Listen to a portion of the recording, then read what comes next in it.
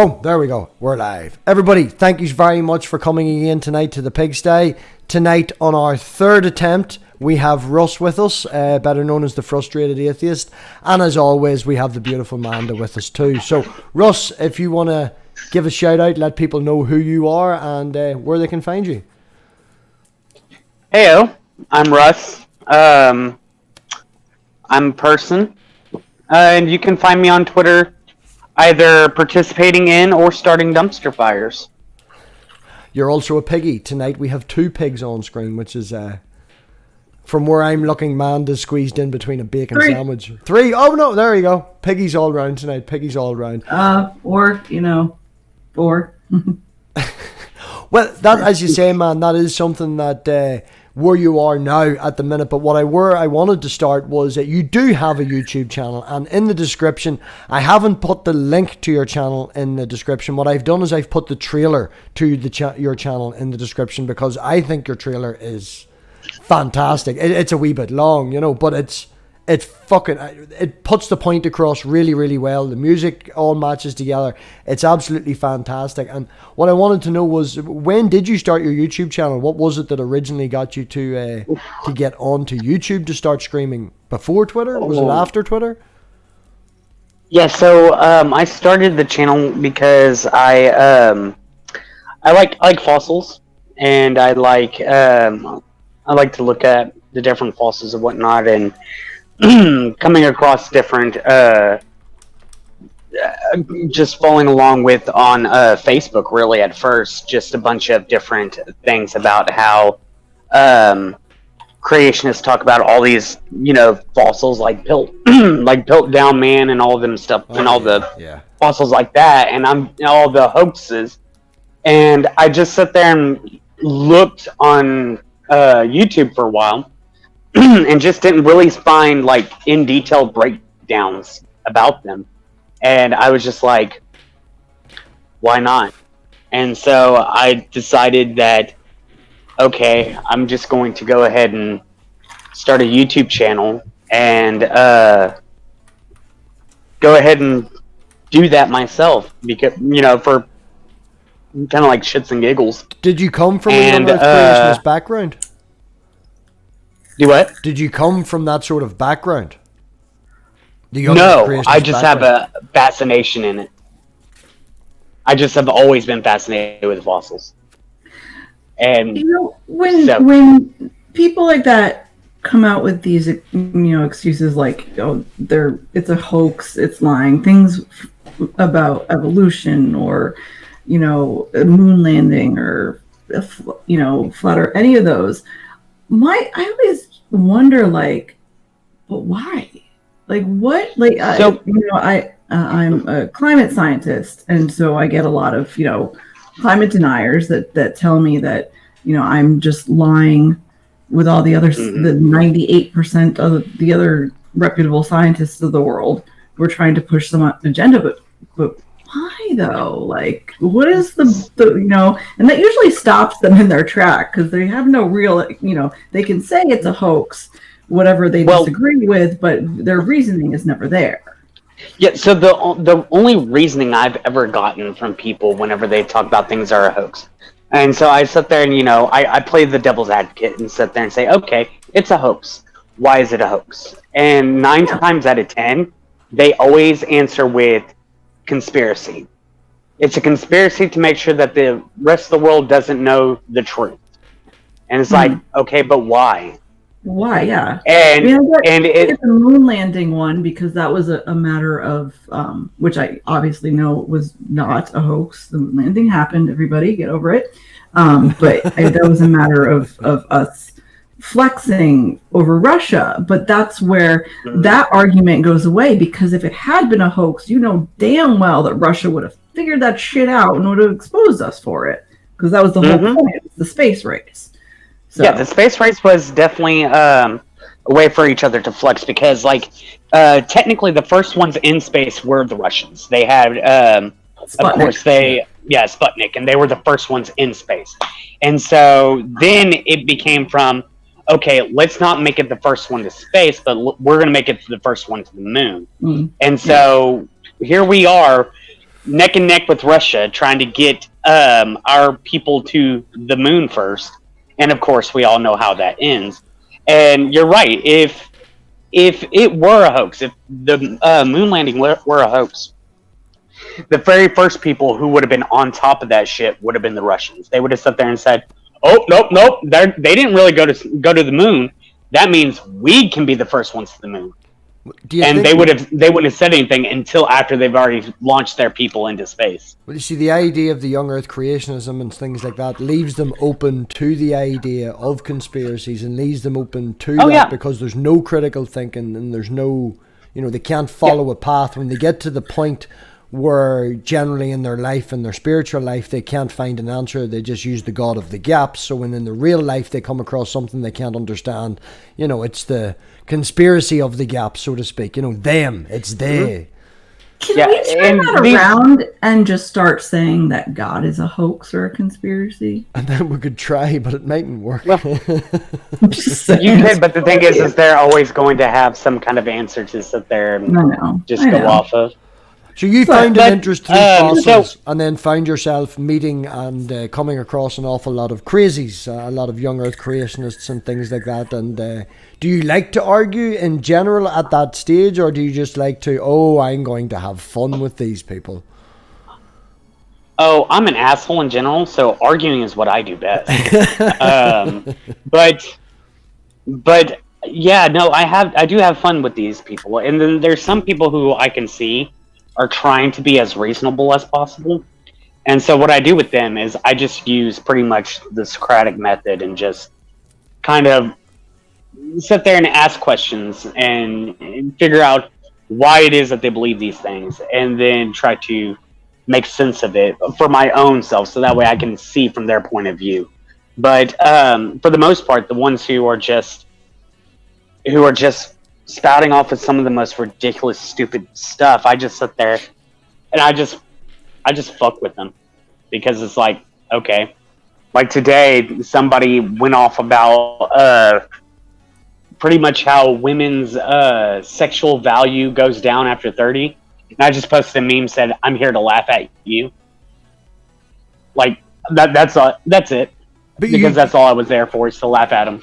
The reason you do this is you want to get you want to get a rise out of them. And then starting the YouTube channel, did you go around the route of debating? I know last year that there was an awful lot of you about, you could see you in the scene, and then you did take a break, and now you've come back on Twitter and on fire. Yeah.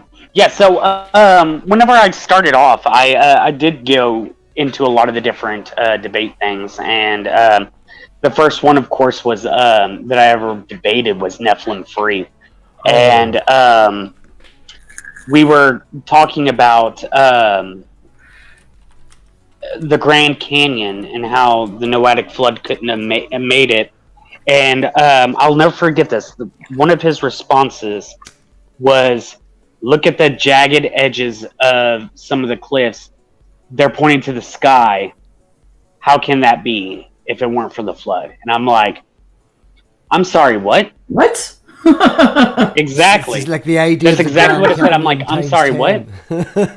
He's like, look how they point perfectly to the sky," and I'm just like, "What does that even fucking mean, though?" Like I could not understand it. Like I was like, "Neff, I don't know what the hell you're even talking about, to be honest." I'm like, I don't understand what that has to do with anything. Are the cliffs praying to God? Is that why they're pointing to the sky? Like, to say that they point that way because of the flood makes very little sense. That's the thing. And the thing is the reason why he went off on that was because I told him, because he sat there and said, "Where's all the deposit if this all just came crumbling down over time?" And I said, "Well, you can see it being built up all around the edges there, and also it gets into the Colorado River and washes off out into the delta. Like, you can actually see the delta, and if you zoom in on the delta, you'll see the discoloration at the very mouth of the delta where the Colorado River dumps out, and that's where all the deposit goes." I was like, so, because he was wondering where the the X million years of erosion and just crumbling, where all that deposit is. And so I was explaining to him, and so he then shuts me up by saying, "Look at how these rocks are pointed up to the sky," and I'm like, Neffy, it was almost kind of... Yeah, there's no point in talking to someone with that mindset, because they have already came to the conclusion. You could throw evidence upon evidence upon evidence at them, and it just wouldn't happen. Have you ever come across anyone on Twitter that has actually been open to changing their mind, or is... Oh yeah. Yeah. As a matter of fact, there was this Christian that I was speaking to. A lot of people were, kind of doing the almost like, haha, God's no real type of post on him, because he made the claim that we have more writings for Jesus than we do any other historical figure in all of time. And so, and so people, were going off with their whole entire, God, kind of like level of argumentation of God's not real. And so I sat there and said, I told him, I was like, look, I want to have an honest conversation with you. And I said, what makes you think that we have more writings for Jesus than we do for, say, George Washington? Whenever we have not only... The Bible was printed a bunch of times, therefore it's different. Hold on. She's getting excited. Oh. Yeah, you're getting a little excited here. You got it. Yeah, so what he said was, he said that, because I asked him, when we have not only writings of Washington, but even his own writings. And he said that because we have, like so many different manuscripts and stuff like that, I was like, okay, well, where are the bulk of these manuscripts? And he says, well, they were lost to time. And I said, okay, so if they have been lost, I was like, when did we lose them? And he's like, I'm not, we're not sure. And I was like, okay, so if they've been lost to time, can you honestly say that we even actually had them? And he's like, I can see that. And then he went on to talk about how he believes that the Gospels alone, because, we're enough, we're plenty of writings to cement Jesus as written historical figure. And so I granted him. I said, I can see where you believe that, because of the fact that, the Gospels are, the general consensus is that these were written by many different eyewitnesses of the time frame or whatever, and how, I can see where you believe that. And I was like, but can you honestly sit there and say that even with those, that there's more writings there than there are with George Washington? Because, if you look at it, we can kind of sit there and see that while, yes, these are all eyewitness accounts, these are all just kind of combined into the Gospels. And so but even we that, really don't have that many of them. They're not, a lot of them aren't even eyewitnesses. They're, secondary, tertiary, witnesses occasions. It's very rare that they're real, true to form eyewitness accounts. So, in terms of the Gospels, so. I'm sorry, it kind of really roboted out on me. I didn't hear a word you said. It's fine. It doesn't matter. Go on ahead. No, repeat yourself there, honey. Go on. But no, I just said in terms of what's written in the Bible, it's actually very rarely eyewitness accounts. It's usually secondary or tertiary, of course, accounts. So, as opposed to somebody who lived during, Alexander the Great's time and made a historical record of that. Well, there you go. Right. Alexander the Great, as opposed to Washington, that's farther back for you, Smokey. Well, can I ask you a question, Frustrated? Where do you stand? What is your stance as it is? Like, obviously your name's Frustrated Atheist, but I'm not a pig, it's... Yeah. What do you mean by, what is my stance? You're just an atheist, that's it, smack dab. You were never raised in any faith. You were born... Oh, no. I was raised Baptist. Yeah. I was raised Baptist. The church that I went to was a church in a little small town of Santa Fe, Texas, called the First Baptist Church of Altaloma, and I grew up there. I remember back in the day, whenever I was a kid, there was the whole entire big deal about them taking the prayer out of schools, and we had members from our church go to one of those like morning talk shows, and they were in the audience, and whenever they cut to commercial and they panned out in front of the audience, members of our church were up there holding their Bibles and shaking them and stuff like that. No, I very much grew up religious. I was definitely a very big God believer. I had the fear of hell instilled upon me whenever I was a kid. And I was very big. I believe that Jesus was a person and all the other good stuff. Yeah. And it was your love of fossils that finding that and going down that route that drew you out of it?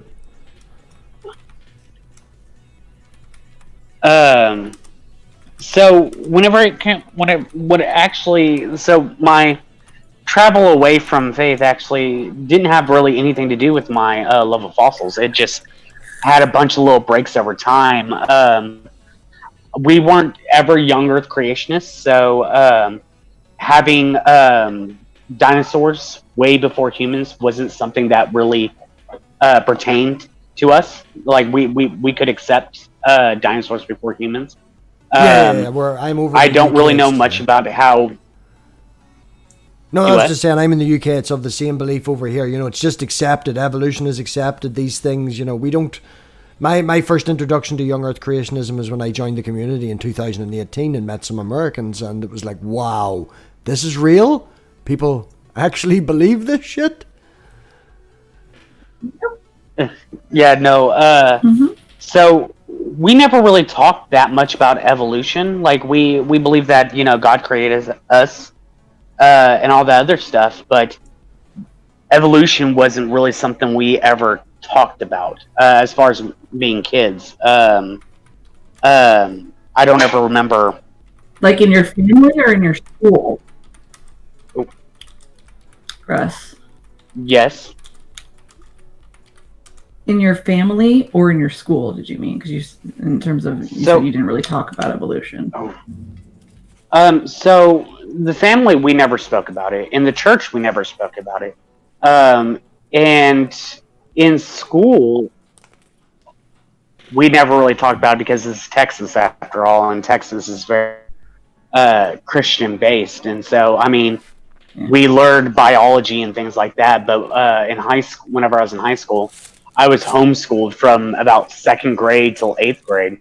But well, I do see the benefits of homeschooling, but sometimes when you hear an awful lot of stories of homeschooling in America and what they've been through, the reason for homeschooling is completely different in America about the reasons why I would want to homeschool.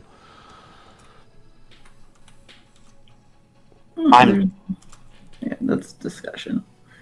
There's yeah. That has actually happened twice since he has joined us, so I'm sure Russ will be back in a small second. He is on the mobile. He's probably hit a button, and he'll be back in a minute. Smokey, I see you in the live chat, man. The question's been posted in the live chat. All questions that have been asked, I post in the live chat.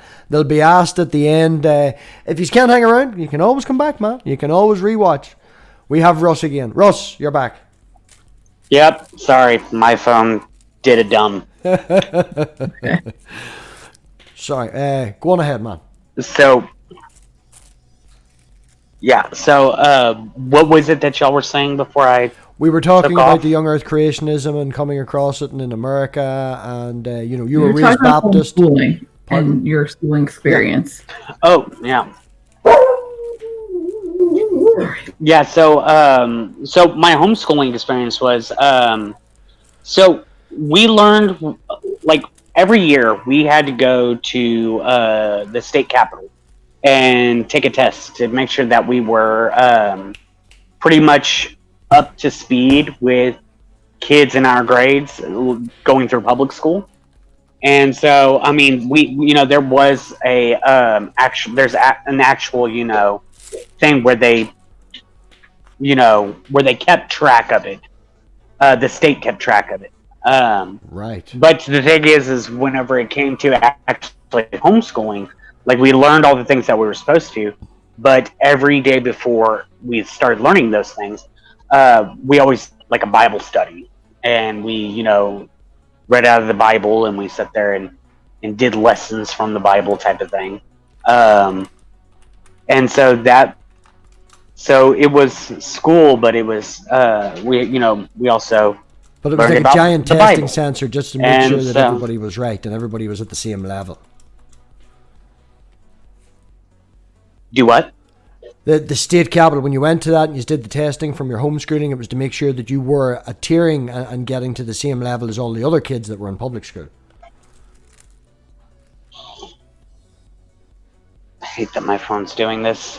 It keeps roboting on my end because, well... It's okay. Everything sucks on my end. It's not about That's okay. Are we good now? Why don't you repeat yourself, honey? Oh, you're just... Are we back now, Russ? Okay. I'm just being what? I love you, honey. I'm only whining. Yeah. Okay. Russ. I can't hear a word. Russ, can you hear us? Can you hear me now? There you go. At least he turned up this time. This is the wonderful thing about mobile, though. Okay, we got you back, Russ. Yes. Okay, I'm back. wherever you are, stop moving and put your hand in the air and just stay there. Okay. There we go. We were talking about the fact that whenever the state, you went to the capital, and it was, I'm assuming that it was to make sure that everybody in public school and everybody homeschooled was all being brought to the same level. Yeah, we're all the same level. Yeah, we're on the. They did it to make sure that we're on the same level. That we were learning, we were up to snuff with at least the public schooling system, and but we'd also, before we actually did. So everything we did in school was, state approved, but we'd also, at the very beginning of the day, do a Bible study type of thing where we learn Bible lessons and things like that, and learn verses. And it was just part of schooling. Yeah, that was just part of our schooling, being homeschooled. Yeah. And then whenever I went to high school, I went to actual public school, and in there, I mean, they didn't really touch much on evolution. Like biology was kind of like pretty much learning how of different animals, like the anatomies and things like that. I'm sure it didn't that was about it. Education, considering it was Texas, so yeah, and Texas doesn't. Texas is very, very Christian. Really? Yeah. Well, I live in the South too. Yeah. Well, we found you out of religion, and now we find you on Twitter, man. What is one of the worst? Do you have one that really stands out in your mind? I know Amanda has a few interactions on Twitter, and I wouldn't go so far as saying she drags me in, because I don't know how to be dragged in. I don't know Twitter. It's stupid. Well, when someone calls your girlfriend a stupid whore, maybe you could chime in. Well, you were really proud of being called something there a couple of weeks ago. I can't remember what it was. It was a dick, though. So. Yes, but the point I'm making is, is there? Have you come across any? Just fucking wankers. Is there something that's ever really got under your skin that's just... The only thing that I've ever came across that... there's very little that gets under my skin. I have very, very thick skin, so it's very hard to try to get under my skin. But there's been some complete and utter idiots that I've came across. Some of them were just very racist, and I just said things like, "You seem like you'd be fun at parties." or you seem like a very sane individual. And it's just little snide remarks like that. And then somebody sat there and asked me whenever I said something along those lines. They said, "Are you for white genocide, or are you against it?" I'm like, I don't know of anyone ever who's for white genocide. That sounds like a straw man there. And he's like, "Oh, awesome." So blah blah blah blah. I'm guessing he was thinking that I was agreeing with him and was going off on his white nationalist racist bullshit. And I sat there and put a real quick end to that. And I was like, nah, I just get on Twitter to call out racist shit. Hence why I'm here. And that's one thing that I think is why you're good at what you do, and that's why you enjoy what you do, is because of your thick skin, you know. And I'm willing, people don't give a fuck and all the rest of it, and we all have our quirks and that.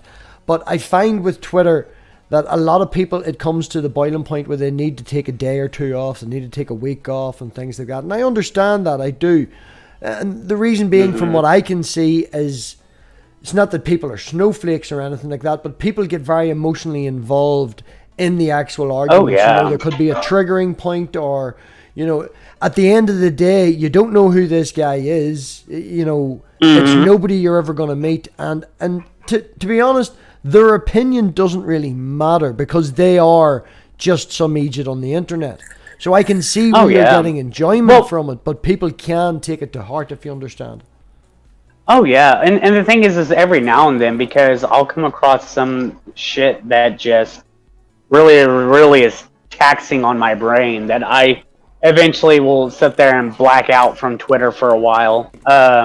Couple of days, watch some shit on Netflix, get away from Twitter, because I'm just like, wow, I think I've lost brain cells, so I'm going to give my brain the opportunity to grow them back before coming back to this shit. To destroy them again. Ow. Yeah. And so, I really do enjoy going after stupid people on Twitter and calling out bullshit when I see it, which is why I had gotten the block from Pastor Greg Locke. I got it for actually because he has his little church, and he sent out a video about how he wanted to get his church's hashtag going, and so he made the mistake of saying what that hashtag was, and I sat there and decided that what we should do, and I sat there and said, not that anybody should listen to me, but what we should do is actually use his hashtag to get it trending on what he did with his ex-wife, and what him and about a lot of the verbal abuse and emotional and psychological abuse he put her through, and then about how him and his new wife, had sat there and kind of tried to coerce his, at the time, soon-to-be ex-wife to kill herself. Wow. And pretty much call him out for the bullshit he... See what? I know he's scum, but I didn't know that. Oh yeah, no, that was very, very big. His ex actually showed the messages of his now wife, pretty much trying to coerce her into committing suicide. And I have no doubt it's because it would look better for his image if she were to seem that way, instead of them getting a divorce, because divorce is a big no-no in their realm of society. Well, that's it. And so you must maintain the look. So because of religion, because of his stance in the community, and because of his beliefs, it's better to convince someone to kill themselves than it is to get a divorce, which is fucked up. Oh yeah. Yeah. And so I sat there and wanted to make sure that everybody knew this. And for a long time, like, he had about maybe 10 people who had use the hashtag for church reasons. Meanwhile, I'd gotten about at least 60 to 70 people to use the hashtag for what he did. And that warranted me the block. He didn't block anybody else who had, sat there and did this. Yeah. He specifically targeted me and made sure that I got blocked for that.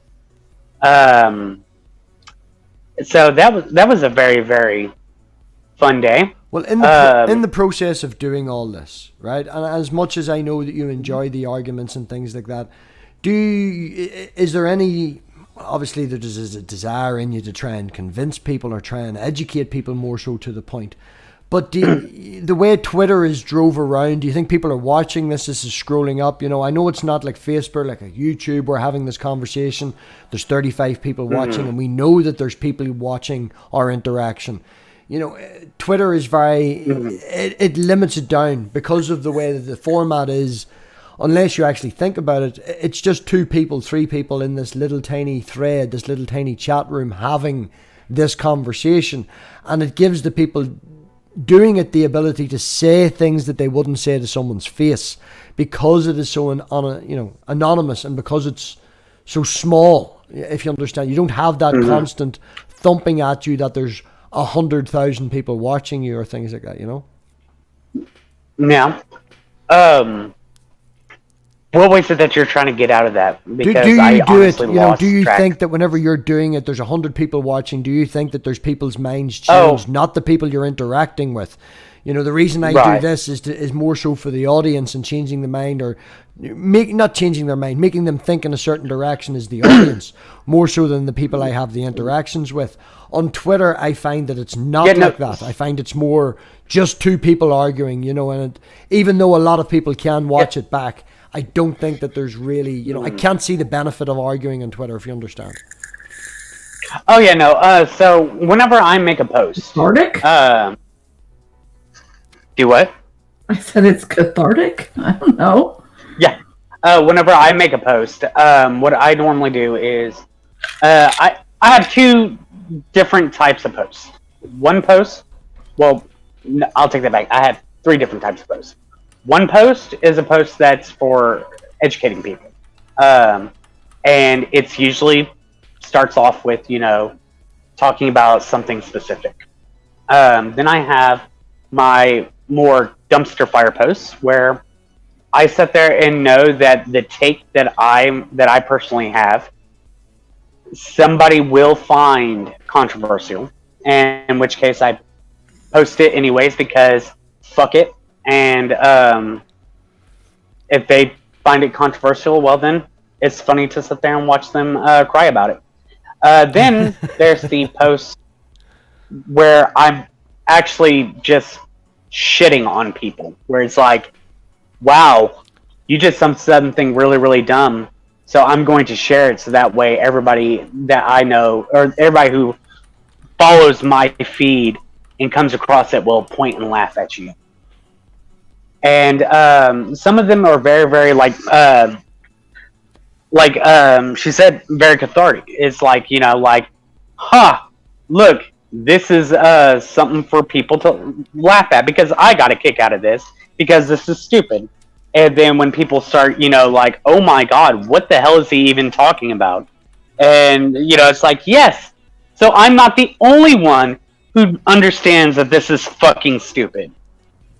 So it's and then there's other times where it's just like I don't really give a shit what people think. If they agree or disagree, cool. I don't care. I'm going to post it anyways. Well, I would refer to anything that actually okay.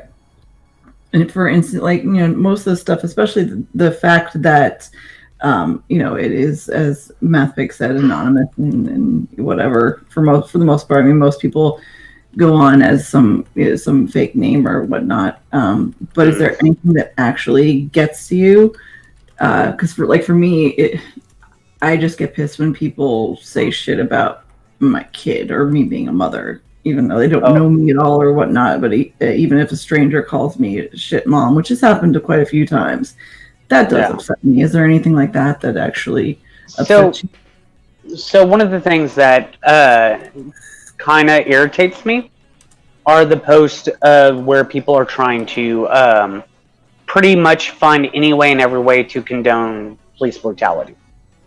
It sits there and irritates me because it's like, how the fuck are you going to condone this? This is wrong. You should know that police brutality is wrong, and yet you just are going to find some way of condoning it. Like earlier today, I came across a tweet by I think it was Sofane, or no, it was from Jeff Holiday, where this guy had sat there and said, "Oh, because I side with police doing their job, that means I'm a bootlicker." And I'm just like, and what he was pretty much siding with the police doing their job is for shooting a black man in the back 7 times. And I'm like, there's no way you can sit there and justify that. Like, an unarmed black man. And I heard this argument quite a few different ways, and mostly it tends to be the same. Well, he could have gone and gotten something. He could have been going for something in the car. But my issue is my aunt could have been my uncle, but she's not. Yeah, exactly. It coulda, woulda, shoulda. You have people that are not only tasing you but chasing you down with guns. Your body, the body-mind connection doesn't stop and go, okay, let's think about this logically. I'm a black man, and there are cops here and they might hurt me. No, you fucking run and you try to duck. You do something. And Robert Reed, what doesn't make sense is because there's... I think the video that Robert Reed released yesterday, if anyone doesn't follow at RC Reed on Twitter, I think it was fantastic, the point he put across, and he is a huge, big man. He's a fucking amazing man. Yeah, right? And he has a heart of gold for being a brick wall, but the point that he was trying to make is even though a man of his size could be anywhere, the most dangerous place is in the mind of a white man that's against them. That is where the most dangerous place is, because they can get away with it. Yeah. Yeah, and the thing is I shared a video where on the guy who had sat there and talked about how he wasn't a bootlicker for wanting the police to do their job or whatever, with 2 white cops trying to pin down a white man. And he got away, grabbed one of their batons, beat the shit out of them, then got in their own fucking police SUV and drove off without a single fucking shot fired. And one of the police was right there at the door where he was. He was at his own police door, and he did not once even pull out his gun. Not once. And yet, we're justifying being shot in the back 7 times. Whenever this guy had physically assaulted police officers with their own weapons and then stole their own vehicles. But that's okay. Yeah, there's always some justification. They tend to be, like when Ahmaud Arbery was killed, I did a quick video about that because it happened in Georgia, and this was before George Floyd, so it was before everything completely hit the fan with the racial stuff here. But I think we've all kind of had enough of this bullshit. But I released a video of it, and I had somebody in the comments, talk about, oh well, he wasn't wearing the right shoes for jogging, and that was their justification for why these 2 men, not police, 3 men technically, if you count the guy who was operating the camera. These men, not police officers, decided to chase down an unarmed black man in the street and beat and then shoot him to death. Because he was probably stealing, because clearly he wasn't just jogging, since those weren't the right shoes to jog in. It was such a stupid fucking argument, and the fact that somebody was actually backing this bullshit.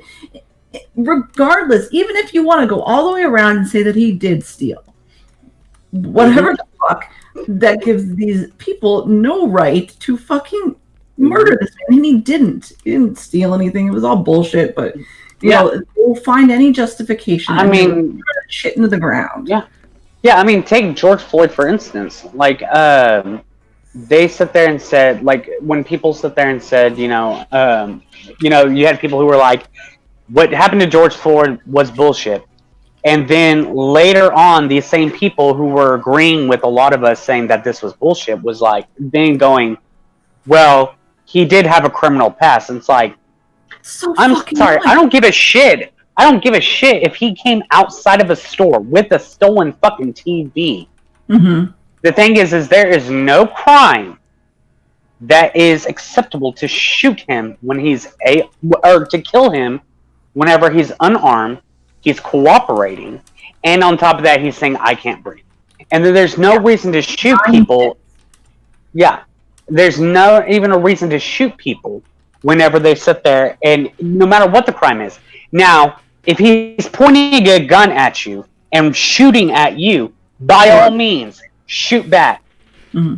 But and besides, this whole he has a criminal record thing is a moot point, because the police officer who murdered him had no fucking clue who he was. He was just a man who may have possibly tried to pass off a forged bill, which even in that, it could have been the fourth or fifth person he got that bill from, or had that bill. So it's not like there was possibly even intent there. It was fucking stupid. And this whole idea that a person has a criminal history and therefore deserves to die like a dog in the street is garbage. And I'm tired of that goddamn argument. And fuck off, Smokey. You don't need to come here and call us names. If you don't want to be here, don't be here. Everybody's welcome here. Anybody can come and go as they please. I understand. But what I'm trying to say is, right, I can see both sides. I can see where Manda's getting riled up on, and I can see the other side where they're pointing out how it's a small thing. I think the point that Manda's trying to make out is these small things escalate because of the skin color of the person, because of the mindset that has already been drove into the culture. The fact that white people can get away with more. And I'm maybe not phrasing that correctly, but that is just straight to the point where I see it, is that they can get away with more than that. Oh, yes, they definitely can. I've sat there and I've seen stories of white men actually having guns on them and still not getting shot to death. Yeah, the only case that they're all fucking carrying 3 or 4 pieces at a time, which I don't. Okay. Yeah. Are you born and raised Texan, Russ? Oh yeah, born and raised. I'm from New England. I moved here about 4 years ago to take care of my parents, and I don't get this shit. I don't understand why somebody needs, a gun in their waist and a gun on each fucking ankle when they go up to Wendy's or whatever. And it's like super. It freaked me out the first time I saw it.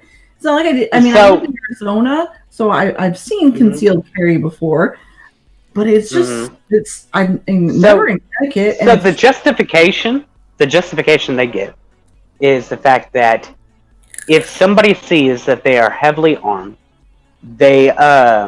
there's less likely of a chance that someone's going to do something stupid. But then why concealed carry? That defeats the purpose, because you can't see them. But most places like Texas alone is an open carry state. Like we our concealed carry and our open carry license has just recently formed down into one license. So if you get this one license, you can both conceal and open carry. And then of course we have what's known as the CALSA law, where our vehicles are seen as an extension of our homes, and so we can have guns in our cars as well without having to have a license. And I didn't think you could own a weapon without a license at all. Oh yeah, no, I have a 45 ACP that I bought. When was that? That was like a month or 2 ago, and I don't have a concealed license. I don't have any kind of license for it. Is that through one of what would be known as the loophole laws? Do what? Loophole laws is in buying from gun shows and stuff like that. I didn't realize that. Well, no. I bought this straight from a gun shop. Well, for us to get a gun over here, I've been through this before in the channel, so for us to get a gun over here, I'll do it real quick because everybody that's been here before has heard it, but I have a shotgun and I have an air rifle that I inherited from my father. And the shotgun's fucking older than me, and he was going to destroy it. And it's mainly for keeping the, it's not a family heirloom or anything, but all that aside, for me to get a gun over here, I had to, the guns were put in a gun shop, locked up. I had to then get checked. I had to fill out forms. I had to send it to the police. The police then had to come to my house, check that I had a gun cabinet bolted to the wall with a minimum of 4 specific type of bolts and everything. They had to check that. Then I had to go back to the gun shop with the certificate to prove that it was checked, and then I get my guns to take them home. There's proper. That's a lot. I'm all out. Japan is even better. Japan has amazing gun laws that are a billion times better than ours or yours. So there's education involved. So much. That's one thing, as you mentioned, the education. My father, as I say, was the one that gave us the guns, and the first night that I used it, I did go to, my mother has land, and we went down to her land, a friend of mine and myself, and he was fucking itching to fire the gun. He had never fired a gun before in his life. He was itching to fire it, and we sat and we waited for 45 minutes till my father arrived and put us through a basic, right, this is the way you're doing it. He set the sights up for me, and we went through a gun safety. So that's a personal preference that I did over here.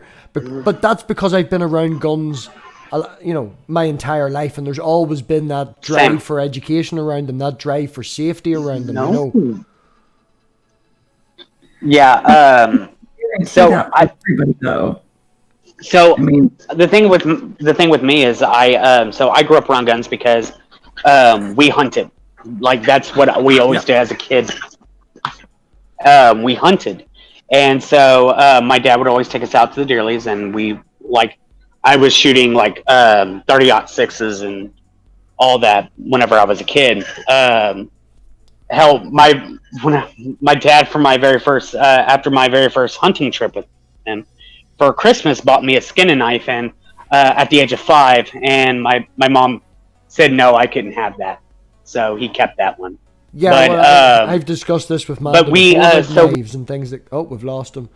And just on that topic, because Manda's still here, we have discussed this before. Her son has mentioned about using her knife to clean his nails and things like that. And when I was growing up at a young age, I had a 7-inch black blade that, I... Sorry about that, guys. I pretty much had set my phone down so that way I can pretty much sit up in the seat, right, and push my dog away because he keeps trying to be all over my face. I was just discussing, man, that I was... I just kind of... Just saying that I was brought up in the same sort of atmosphere as yourself with the hunting and being given a knife at a young age. Well, not a young age. Can I be heard? You're a wee bit windy, but we can hear you. Can you hear us? Yes, sorry, my headphones wasn't plugged in just yet. I don't know why it got unplugged, but... I set my phone down just to... oh, you're good. Pretty much... You're good. My father, he has a pocket knife. As someone in the chat never again has mentioned, a pocket knife is very handy. It never leaves his boiler suit. It's always in the right pocket of the boiler suit. And, cutting string and things like that. When you're out hunting, when you're working more so outside, a lot of people of the older generation would be more outside than the younger generation would be now, like ourselves on computers all the time. But it is handy if you're out and about in nature. Yeah. What was the last thing in my story that y'all heard? That you were getting a knife at the age of 5. Your audio's really bad at the minute, man. Yeah, sorry. I like I said, I set my phone down and to kind of sit upright and push my dog away from me because he keeps trying to get up in my face, and then I picked it back up, and all of a sudden it said, "Nope, bye." But yeah, so my mom, I was going to get a skinning knife by the age of 5, but my mom said no to that, so he kept that. And I kind of really was upset about that whenever I heard about it when I got older, because I was like, because it's a beautiful knife, and I was just like, yes, I want this. But can you plug your headphones in, man? Your audio is woeful. How about now? Yeah, is that better? Okay. So but yeah, so I was just like really upset that I didn't get that knife, and And so so we grew up around guns, and then when I turned 20, of course, I joined the military, and we learned more about guns there as well. And then I got out, and a few years later, I bought my first gun, which was a 12-gauge shotgun.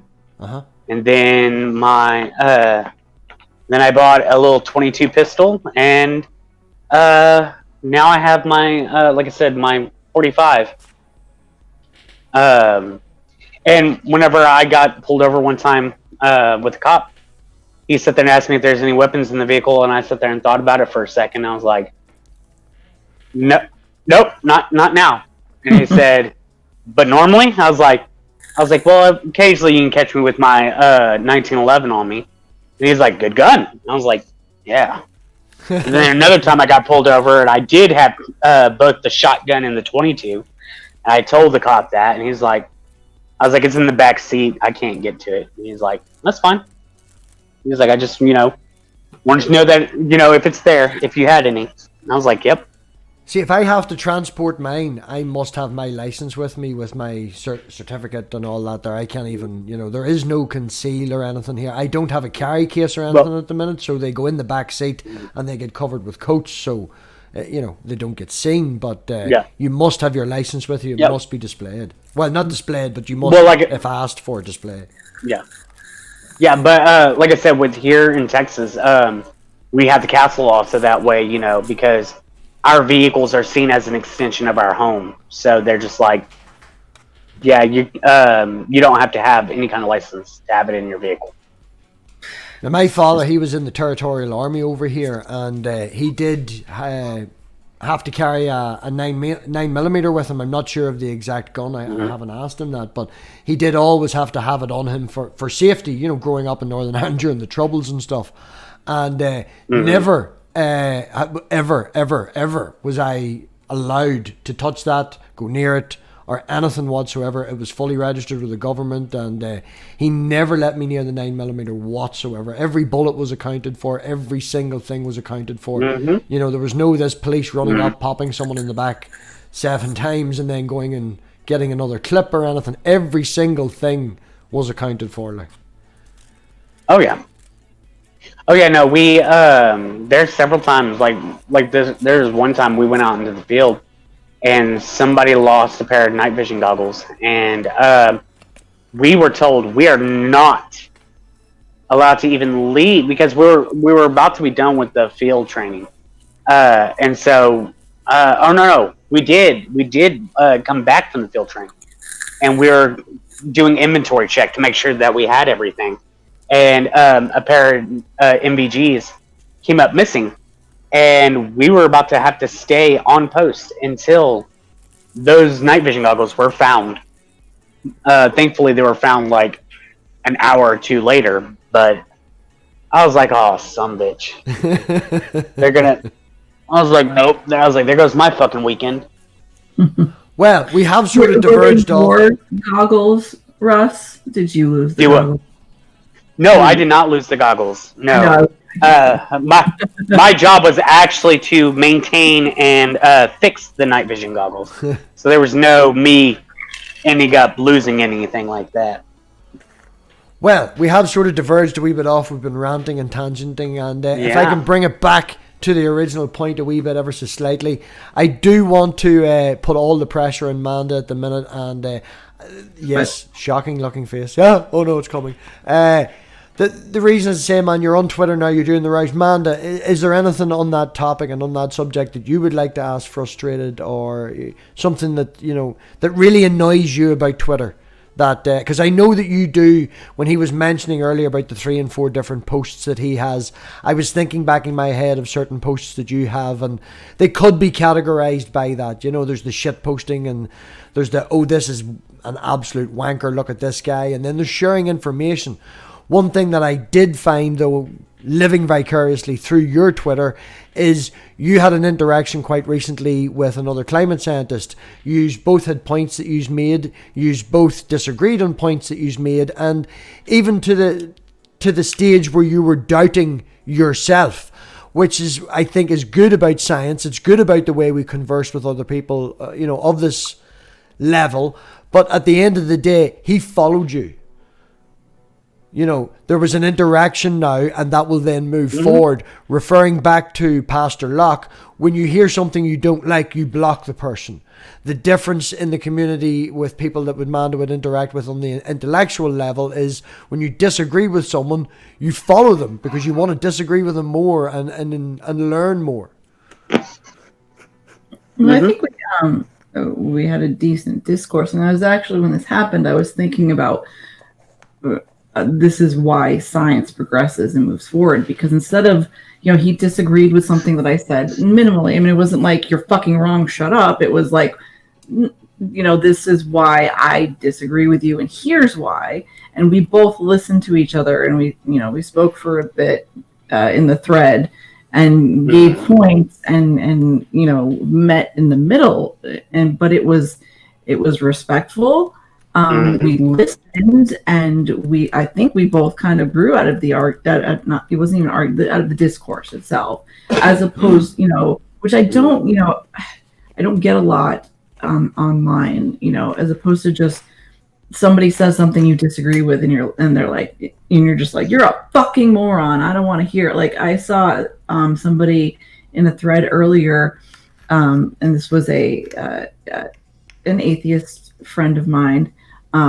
And a Christian had chimed in and just said something like, the Lord is real or whatnot. And he just went on this long tirade of these really insulting and unnecessary memes about how Christ raped children or something. It was just unnecessary and stupid. Like, what are you getting? I looked at the chat for a second, and all I can hear is Christ is raping children. What happened there?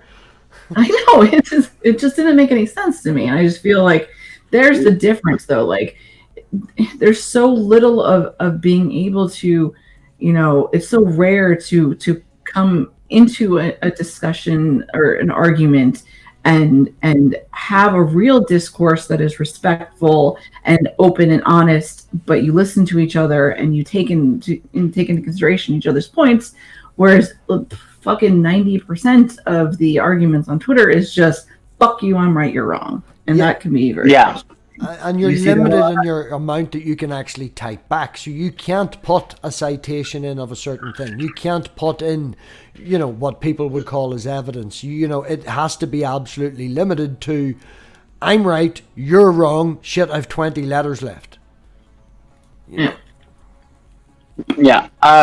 Usually whenever I do posts where I do use citations, and usually because when you're citing the sources, you tend to go on and on and on. So I have an actual tweet thread that has I think the minimum I had was 8 or 9 tweets, and then the maximum one I did had 20 tweets, and every single tweet had at least 1 or 2 citations or whatever I was saying.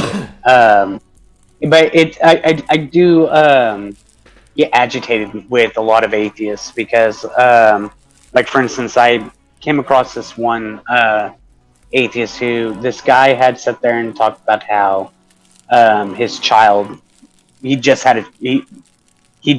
child was just born. He became a new father, and him saying him how much he was so happy about it, and he ended the post with thank God, or something along the lines, something very innocuous, about how thank God that his child was born or something like that. And I thought nothing of it. I'm just like, hey man, that's congratulations.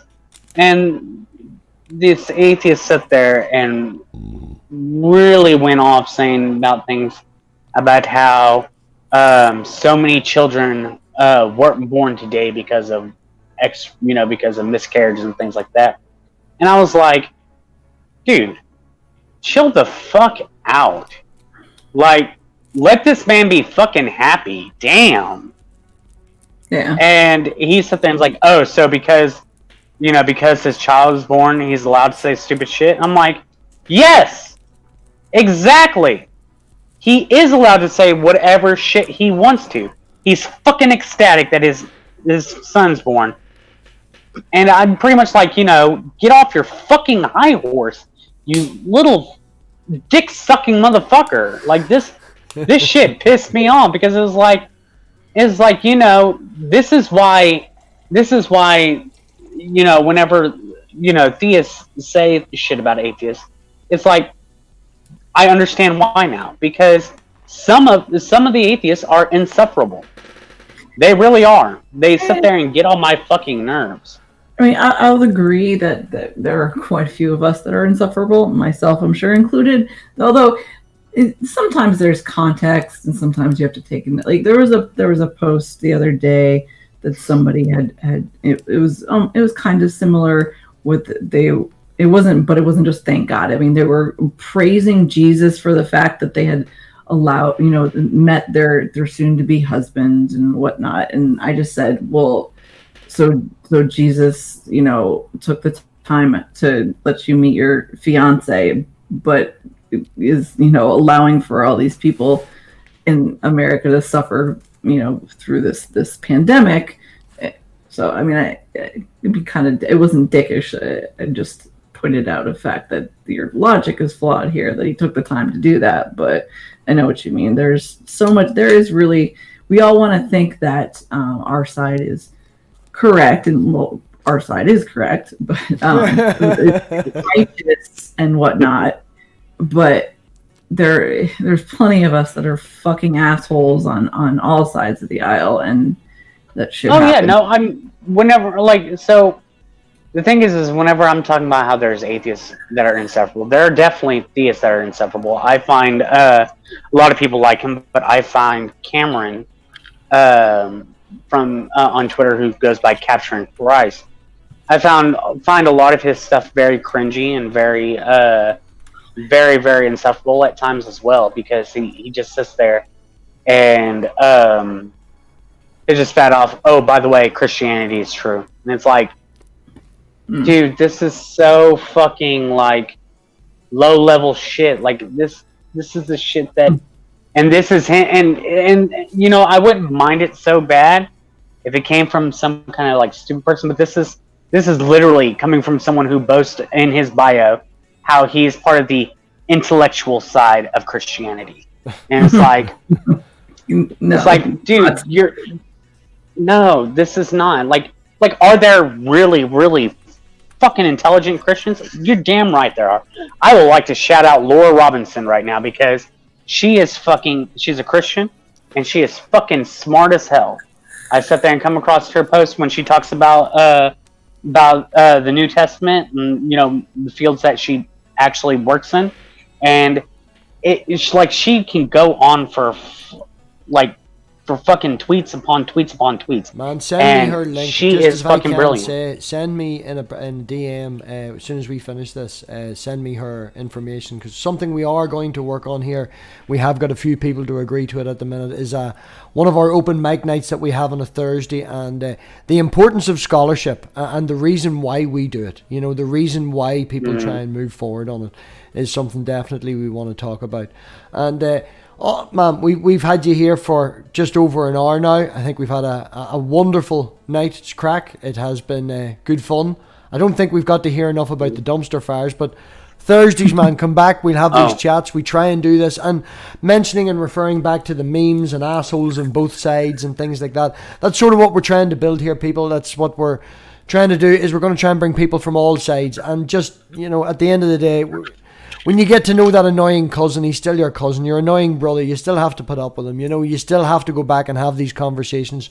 We need to interact with each other to try and move forward. And we need everybody. We need all wakes and whiles. We need Frustrated to wind them up and send them towards me. We need Manda to shout at them. And then we need me to have the conversation with everybody.